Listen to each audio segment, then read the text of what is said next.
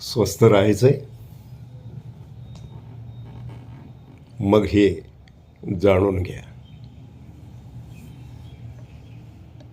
मन, भावना आणि शरीर अतिशय जवळचं नातं आहे यांचं. तुम्ही किती इमोशनल आहात, किती भावनिक आहात, याच्यावर देखील तुमचं मानसिक आणि शारीरिक आरोग्य अवलंबून असतं. आणि महत्त्वाचं म्हणजे व्यक्त व्हायला शिका. मनात साचून ठेवू नका. साचवलेल्या भावना तुम्हाला एखाद्या असाध्य रोगाकडे घेऊन जातील. म्हणून व्यक्त होत राहा. दुसरी गोष्ट, ज्या वाईट किंवा दुःखद घटना आहेत त्या मनात धरून बसू नका. त्याचा निचरा करायला शिका.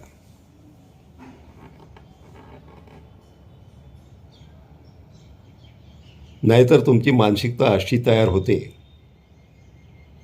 की प्रत्येक होणाऱ्या गोष्टीमध्ये तुम्ही वाईट शोधता. तुमच्या जीवनात चांगलं घडत नाही असं नाही, पण तुमचं संपूर्ण लक्ष त्या वाईट शोधण्याकडे असतं. आणि लॉ ऑफ अट्रॅक्शन म्हणजे आकर्षणाच्या नियमाप्रमाणे जे तुम्ही स्वतःकडे आकर्षित करता तेच तुमच्या जीवनात घडत जातं. म्हणून चांगल्या गोष्टी पाहायला शिका आणि वाईट गोष्टी सोडायला शिका. ज्यावेळेस चांगल्या गोष्टी तुम्ही पाहायचा प्रयत्न कराल, आपोआपच वाईट गोष्टींकडे तुमचं दुर्लक्ष होईल. त्या देखील तुम्ही सहजतेने घ्यायला शिकाल. आणि हीच खरी आरोग्य संजीवनी आहे.